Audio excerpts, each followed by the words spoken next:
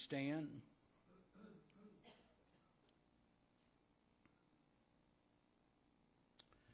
Proverbs chapter 3 and verse 5. Trust in the Lord with all thine heart, and lean not to thine own understanding. In all thy ways acknowledge him, and he shall direct thy path. Did it say he might? It said, in all thy ways acknowledge him, and he shall direct thy path. You know, I meet a lot of people that call me, talk to me, have me visit them, talk about their troubles, everything they're going through. And I found that a lot of people profess salvation, but they don't have the trust in God that they need in their life. What does it mean to have the trust in God? That you trust him. You believe him. God's sovereignty. Joel talks about it all the time. The sovereignty of God. That God is in absolute control. But there's people sitting in church that don't believe that, because their actions and their words don't back that up.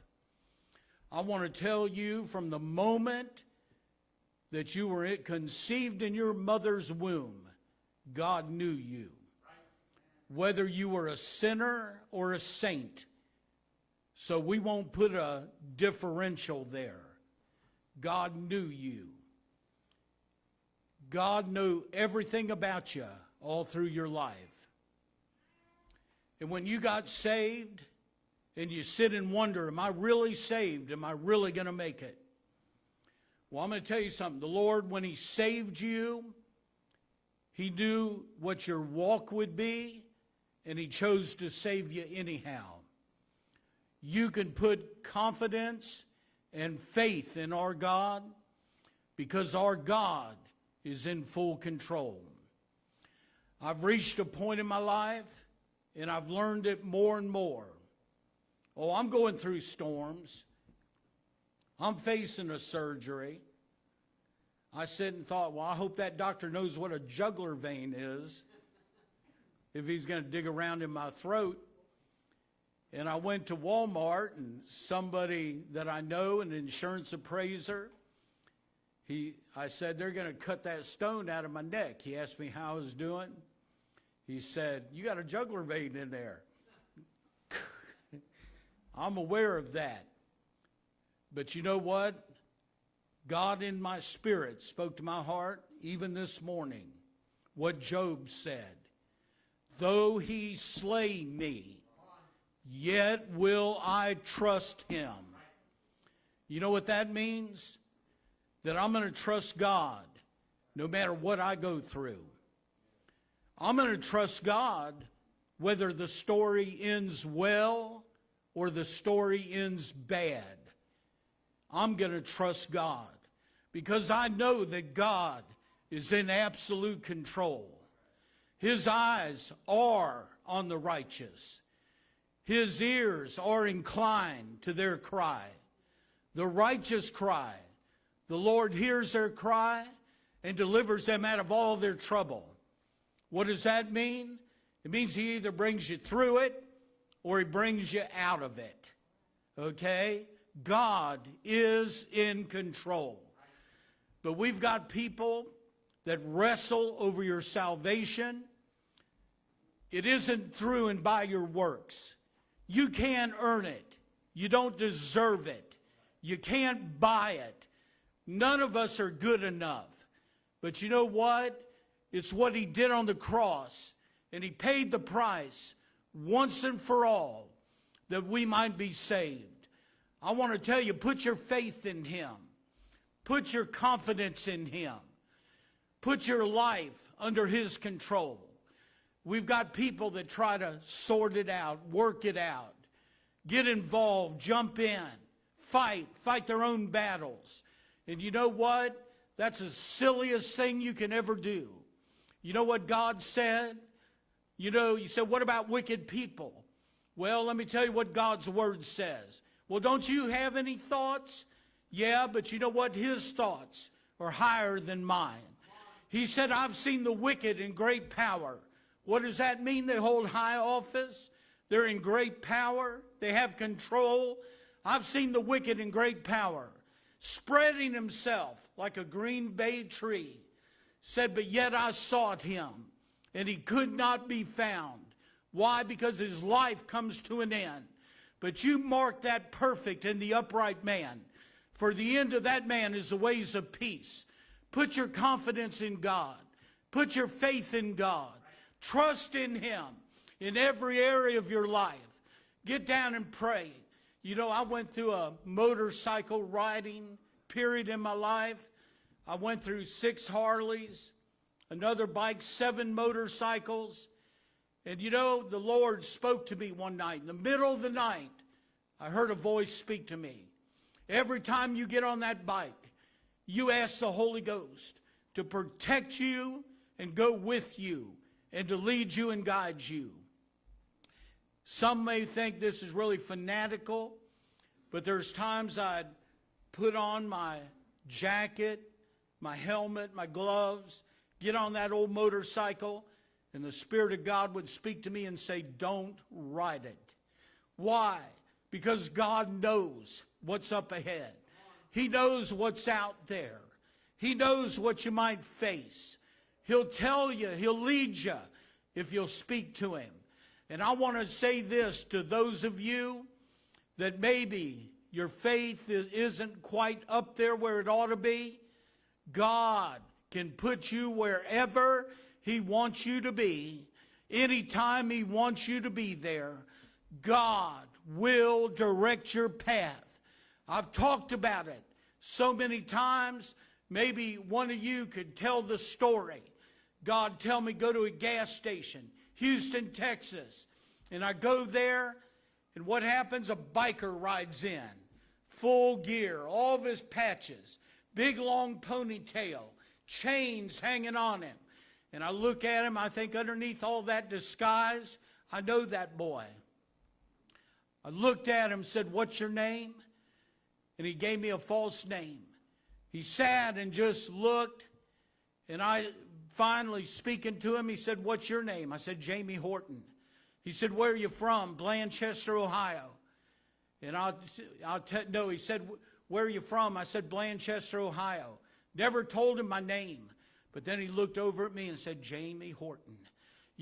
How can you end up 1,000 miles away in a gas station, have a motorcyclist ride in when you're pumping gas, when you don't need any, and to have him come there? I want to tell you, divine direction of God. He'll put you in that right place. I don't think it's an accident that I met Lois. Decided to go to church. She came to church with somebody. Gina, I got weak knees, big eyeballs, dilated. And I'll tell you what, sat with Buddy, said, you see that girl? So I'm going to marry her. They said, do you know her? Nope. You know her name? Nope. You know anything about her? Nope. What if she's married?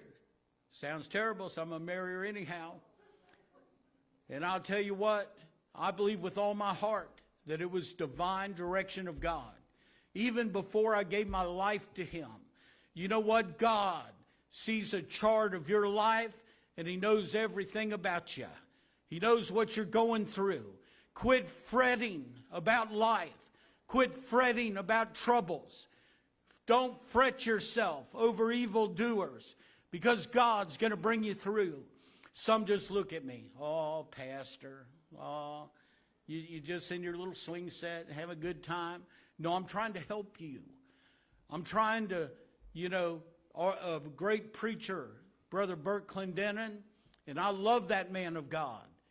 He had one of the biggest faith preachers in the world on TBN, radio across the country, preaching on the TV, setting up a tent with 8,000 people come in it, and he come to Brother Clendenin. And he said, Brother Clendenin, the doctor said that I've got blocked arteries, that I'm going to end up dying, and said, what do you think I ought to do? You know what that old preacher told him? You know what? You're 70-some years old. Not that that's old. You've been telling other people. You've been calling hospitals butcher shops. Said you've been telling people that God can do the impossible. And now you preach that gospel. It's now time for you to live that gospel. And I want to say to the people in the church, we need to put our faith and our confidence in God. If you're wavering in the wind and the storms, I know the storms come. I know the winds are going to blow. I know we got troubles in our life. But I want to tell you once again that God, if he doesn't deliver you from it, he'll deliver you out of it. And one way or another, folks, there's an eternity in front of us, and we need to put our faith and our confidence in God. You know, I haven't even got to my message. You know, I sat and I read in my Bible about a king, Ahasuerus,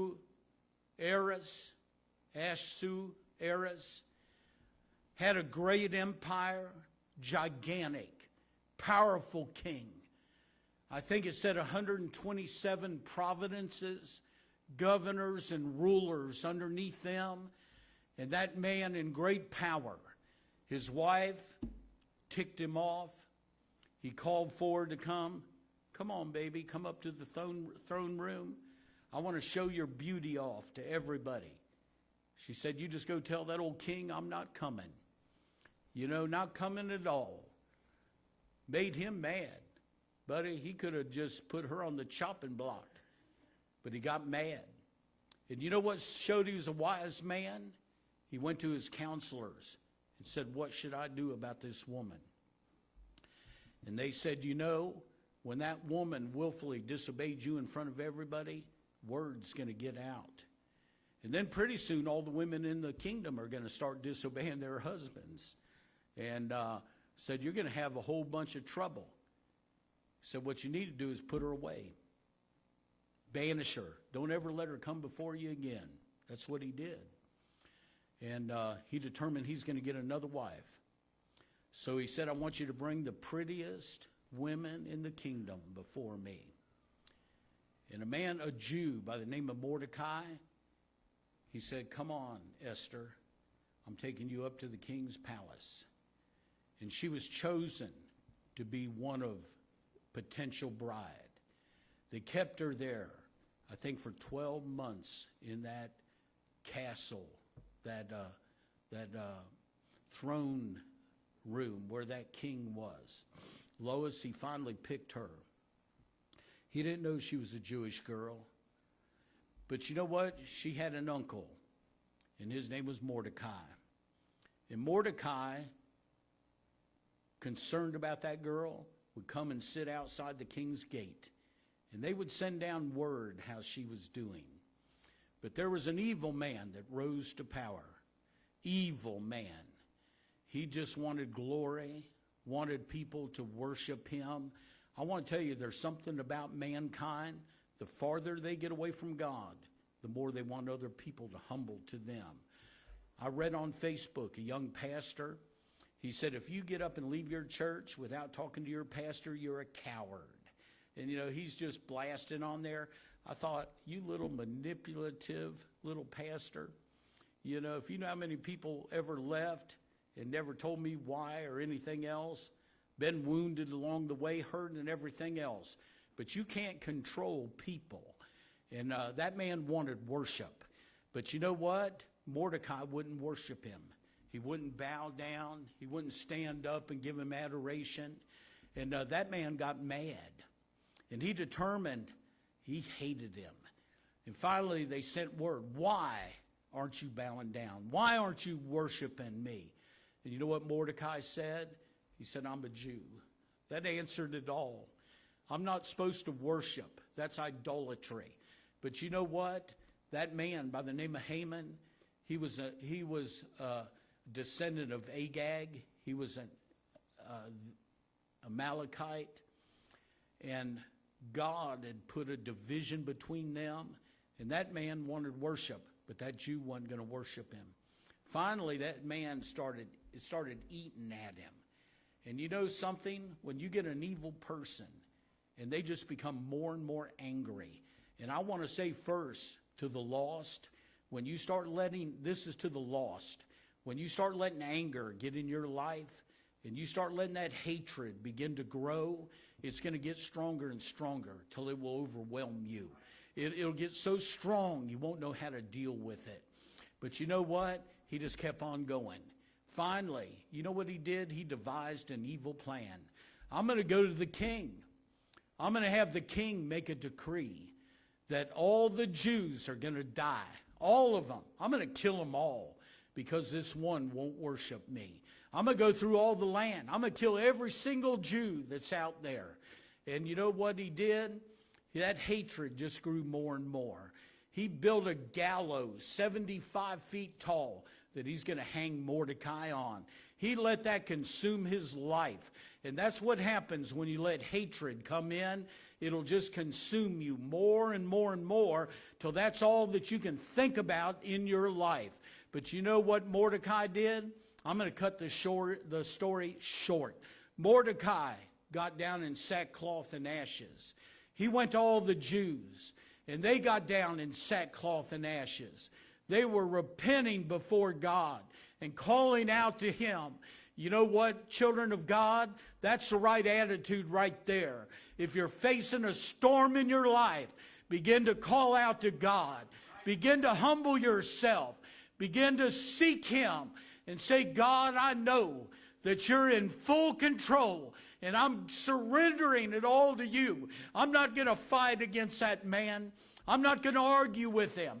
I'm not going to curse him when he comes by, but I'm going to seek my God. And they begin to pray and begin to fast and begin to call out to God. And you know what? God, just like in 2 Chronicles said, if my people, which are called by my name, will humble themselves and pray and seek my face, turn from their wicked ways, he said, then will I hear from heaven. I want to tell you, folks, that doubting world out there doesn't believe our God.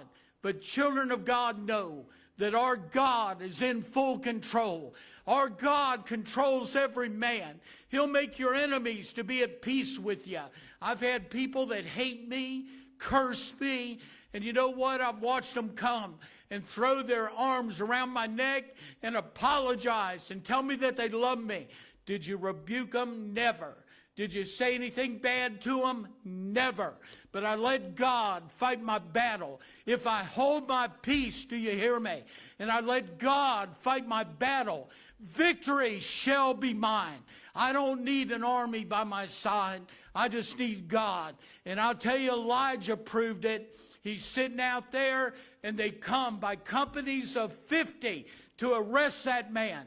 But they're struck down and killed. Why? Because greater is he that is in you than he that is in the world. Our God is in full control. Can I say it enough? Can I shout it enough? Can I talk about it enough? That you don't have to fret about evildoers, because God is on your side. But God's working there. But you know what?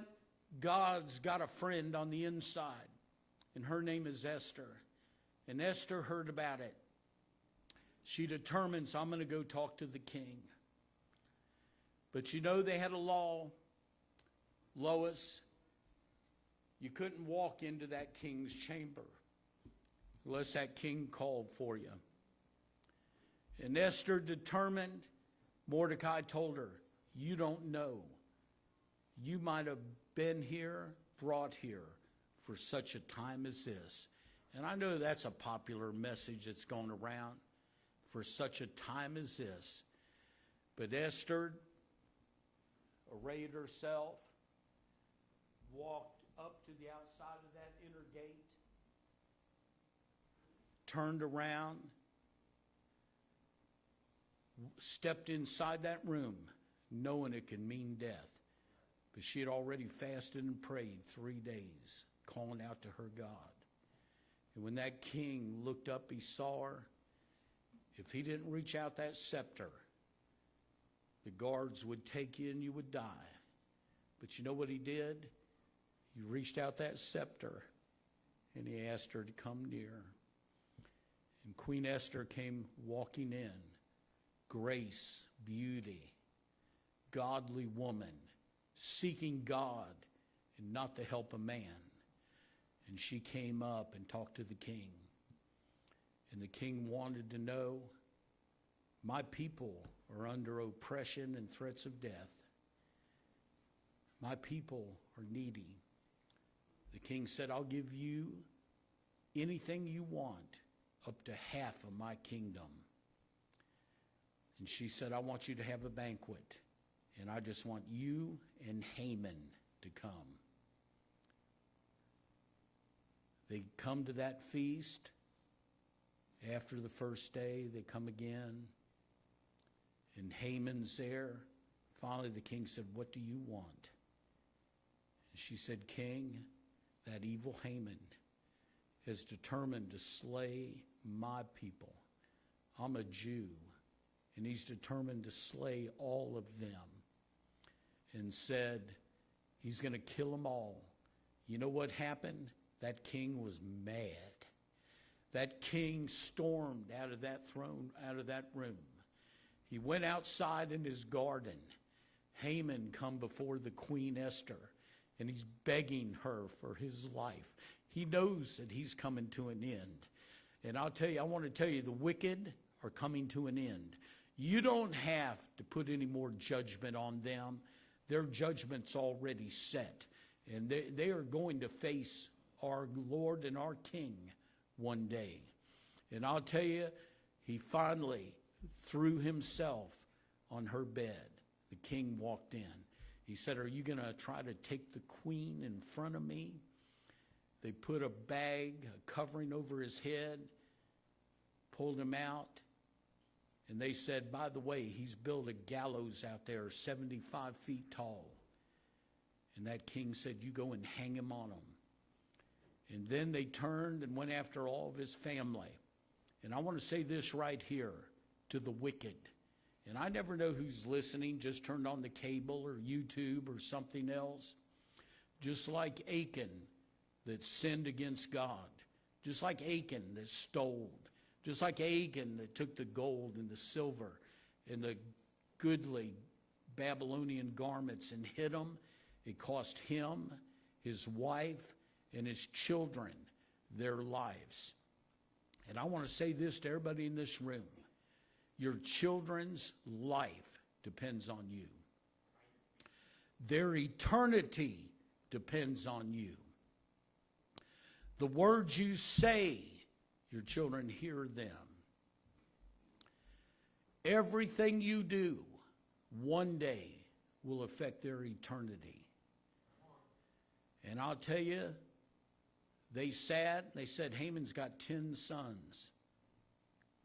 The king said, you hang all 10 of them on them gallows. You destroy his family, all of them. You kill them all. They promoted Mordecai. The king gave him a ring, a crown, robes, and made him the second in command. You know what that tells me? That if I hold my peace and I let God fight my battles, victory shall be mine.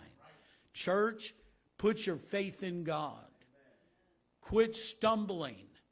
Quit doubting. Quit fretting.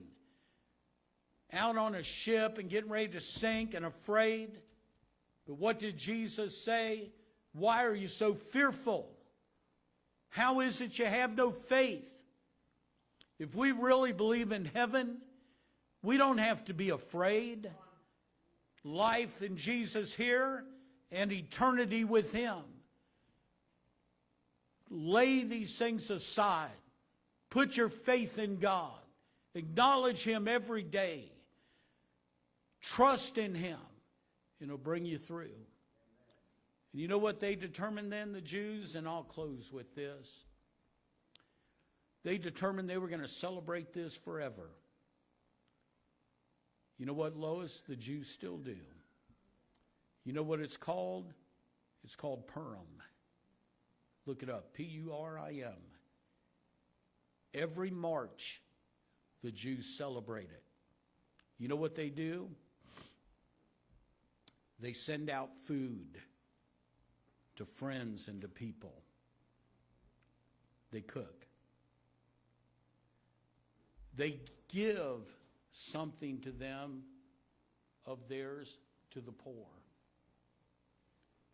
They're thinking, they're remembering what they did. Then they have a feast. And then you know what they do? They open up the book of Esther and they read it all the way through. And it's a reminder to them Jewish people that God is in control. We taught Wednesday night, Joel did, and I believe it with all my heart. There's only one covenant that leads to salvation, and it's by and through Jesus Christ and what he did on that cross. But I'm also going to tell you this. God's hand and his eyes are still on Israel. And one day, they're going to be saved by that gospel. God will still, you say, if they rejected Christ, yeah, but God made them a promise that they were going to get their kingdom and their nation back. And in 1948, God gave it to them to the astonishment of the world. I want to tell you something, folks. If God can take a people scattered and dispersed around the world and bring them back to their own country again, you know what those Arab nations did? They decided to attack them and destroy them. But it didn't work. Then in 1967, they tried it again. Storm rose, stopped all their tanks. That Israeli army defeated them again and took even more land. I'm telling you, God, amen, is in control.